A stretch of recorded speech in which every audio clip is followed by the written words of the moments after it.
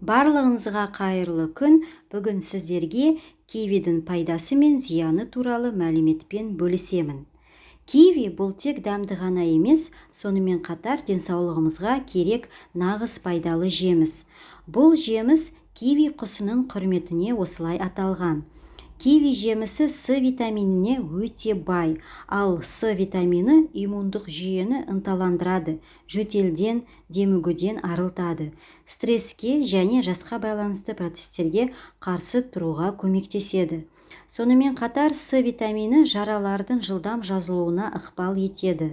Сондай-ақ киви холестеринді төмендетеді, адамның иммунитетін көтереді.